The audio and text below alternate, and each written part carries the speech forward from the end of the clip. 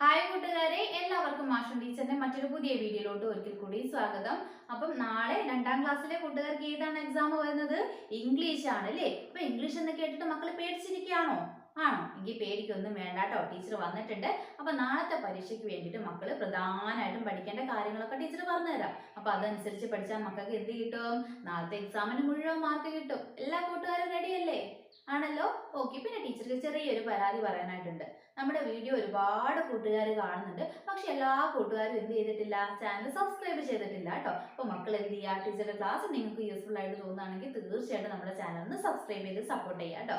Okay കൂട്ടുകാരെ, അപ്പൊ വേഗം നമുക്ക് നമ്മുടെ ക്ലാസ്സിലോട്ട് പോവാം.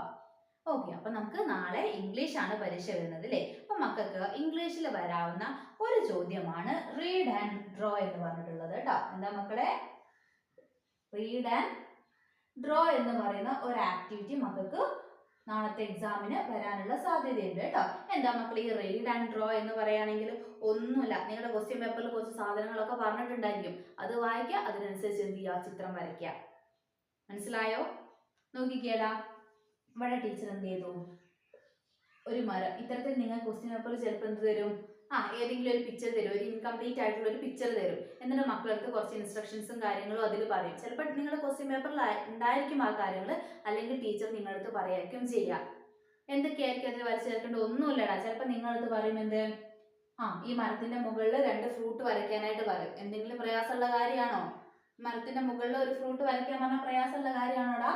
അല്ല അല്ലേ? അപ്പൊ മക്കൾ എന്ത് ചെയ്യുക? മരത്തിന്റെ മുകളിൽ ഫ്രൂട്ട് വരച്ചു കൊടുക്കുക. മുകളിലാണോ അല്ലെങ്കിൽ താഴെ വീണ് കിടപ്പുള്ള രീതിയിലാണോ പറഞ്ഞിട്ടുള്ളത് എന്നുള്ള മക്കൾ ശ്രദ്ധിക്കുക കേട്ടോ. ചിലപ്പോൾ അതിന്റെ മുകളിലായിരിക്കും വരയ്ക്കാൻ പറഞ്ഞിട്ടുണ്ടായിരിക്കുക, ചിലപ്പോൾ എന്തായിരിക്കും പറഞ്ഞിട്ടുണ്ടായിരിക്കുക?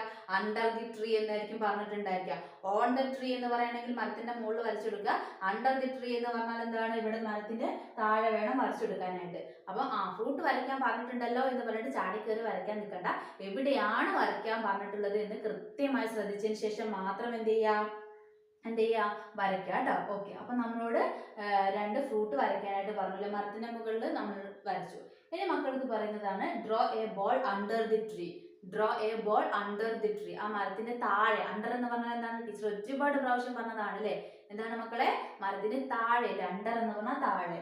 താഴെ എന്ത് ചെയ്യാൻ പറഞ്ഞു നമ്മളടുത്ത്? ഒരു ബോൾ വരയ്ക്കാൻ പറഞ്ഞു. ഈസി അല്ലേടാ? പിന്നെ നമ്മളടുത്ത് പറയാണ് draw A flower. Draw A flower on the ground എന്ന് പറഞ്ഞാൽ എന്താടാ? Draw A flower on the ground എന്ന് പറഞ്ഞാൽ എന്താ? താഴെ ഈ ഒരു ഗ്രൗണ്ടിൽ എന്ത് ചെയ്യാൻ? ഒരു ഫ്ലവർ വരയ്ക്കാനായിട്ട് അല്ലേ? ഒരു ഫ്ലവർ വരയ്ക്കാനായിട്ട്. അപ്പൊ ഇതേ രീതിയിൽ കുറച്ച് കാര്യങ്ങളൊക്കെ മക്കൾക്ക് നിങ്ങളുടെ ക്വസ്റ്റ്യൻ പേപ്പറിൽ തരും, നിർദ്ദേശങ്ങൾ തരും. അതനുസരിച്ച് മക്കൾ എന്ത് ചെയ്യണം? ചിത്രം വരച്ച് കംപ്ലീറ്റ് ചെയ്യണം. കുറച്ച് ബട്ടർഫ്ലൈസിനെയോ സണ്ണോ എന്തെങ്കിലുമൊക്കെ വരയ്ക്കാനായിട്ട് പറയും. അപ്പൊ മക്കൾ എന്ത് ചെയ്യുക? അതനുസരിച്ച് ചെയ്യാം. ചിലപ്പോൾ അതിന് വരച്ചതിന് ശേഷം ആ ഒരു പിക്ചറിന് കളർ ചെയ്ത് ഭംഗി വെക്കാനായിട്ട് പറയും. അപ്പൊ മക്കൾ എന്ത് ചെയ്യാം?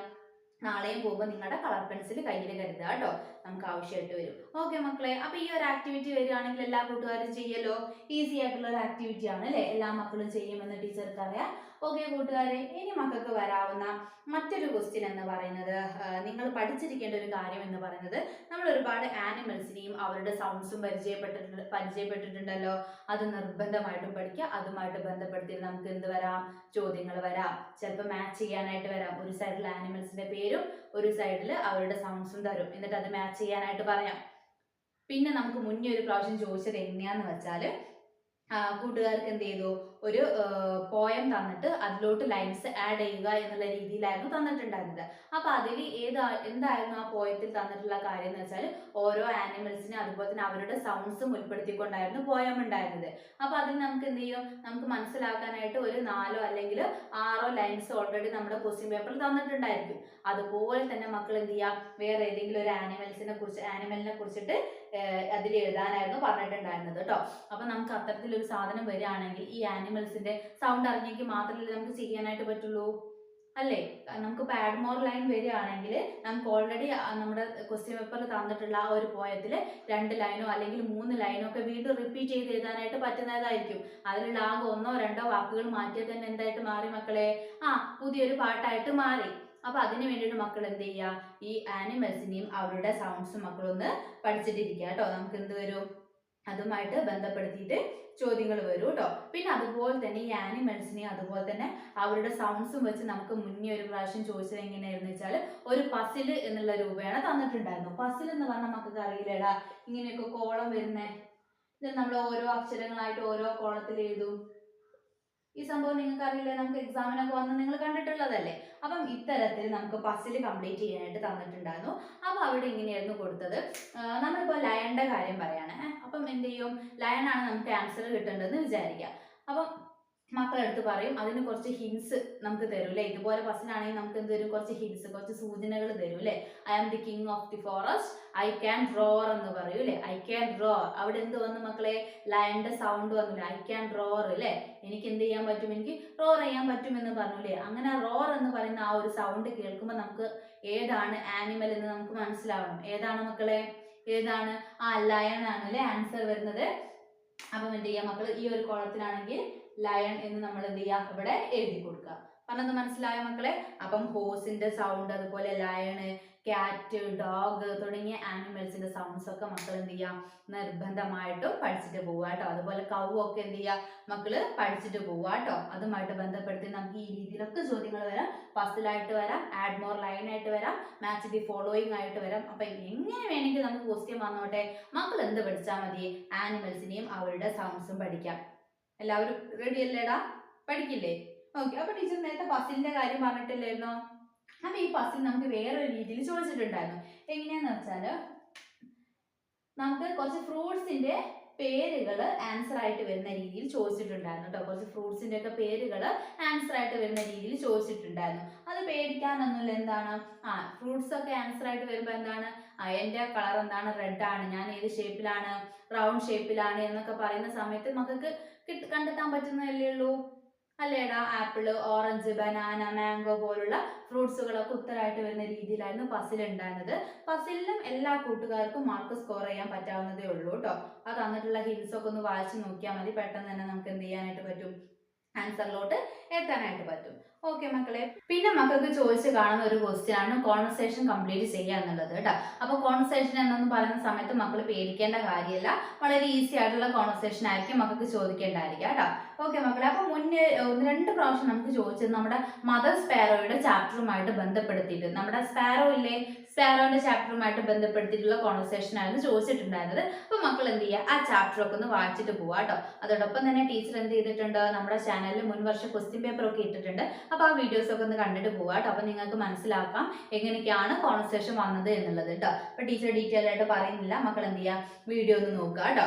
പിന്നെ ഒരു പ്രാവശ്യം നമുക്ക്, അതായത് തൊട്ട് മുന്നത്തെ വർഷമാണെന്ന് തോന്നുന്നു, നമുക്ക് വന്നിട്ടുള്ള കോൺവെർസേഷൻ എന്ന് പറയുന്നത് നമ്മുടെ കിങ്ങും അതുപോലെ തന്നെ നമ്മുടെ ക്യാറ്റും തമ്മിലുള്ള കോൺവെർസേഷൻ ആയിരുന്നു കേട്ടോ. നമ്മുടെ ക്യാറ്റിന് ഓർമ്മയില്ലേ, ജംഗിൾ ഫൈറ്റിലുള്ള ക്യാറ്റിനെ, കേറ്റായിരുന്നു എന്തായത്, അവസാനം വിന്നർ ആയിട്ടുണ്ടായിരുന്നത് അല്ലേ.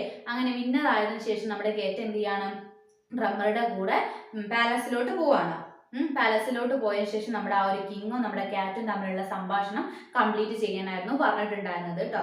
അപ്പം പാലസിലെത്തി കിങ് എന്ത് ചെയ്തു, നമ്മുടെ ക്യാറ്റിനെ കണ്ട സമയത്ത് ക്യാറ്റിനോട് ചോദിച്ചു, നീ ആരാണ് എന്നൊക്കെ ചോദിച്ചപ്പോൾ നമ്മുടെ ക്യാറ്റ് എന്ത് പറഞ്ഞിട്ടുണ്ടായിരിക്കും, ഞാനാണ് എന്ത് ഫൈറ്റിലെ വിന്നർ ഞാനാണ് എന്നൊക്കെ പറഞ്ഞിട്ടുണ്ടായിരിക്കില്ലേ. അപ്പൊ നമ്മുടെ കിങ് എന്ത് ചെയ്തിട്ടുണ്ടായിരിക്കും, നമ്മുടെ ക്യാറ്റിനെ അഭിനന്ദിച്ചിട്ടുണ്ടായിരിക്കും അല്ലേ. ഓക്കെ. അപ്പൊ അവർ തമ്മിലുള്ള ആ ഒരു കോൺവെർസേഷൻ ആയിരുന്നു നമുക്ക് കഴിഞ്ഞ വർഷം പരീക്ഷയ്ക്കായിട്ട് ചോദിച്ചിട്ടുണ്ടായിരുന്നത്. അപ്പൊ നമുക്ക് എന്ത് ചെയ്യാം, നാളത്തെ എക്സാമിനും ഒരു കോൺവെർസേഷൻ നമുക്ക് പ്രതീക്ഷിക്കാവുന്നതാണ് കേട്ടോ. ഓക്കെ മക്കളെ. പിന്നെ മക്കൾക്ക് വരാവുന്ന മറ്റൊരു ക്വസ്റ്റ്യൻ എന്ന് പറയുന്നത് ഇവന്റ്സ് എഴുതാനായിട്ട് പറയൂ കേട്ടോ. അത് നമുക്ക് ഒരു പ്രാവശ്യം നമ്മുടെ ഈ സ്പാരോ അല്ലേ, നമ്മുടെ സ്പാരോയുടെ ചാപ്റ്ററുമായിട്ട് ബന്ധപ്പെടുത്തിയിട്ടായിരുന്നു ചോദിച്ചിട്ടുണ്ടായിരുന്നത്.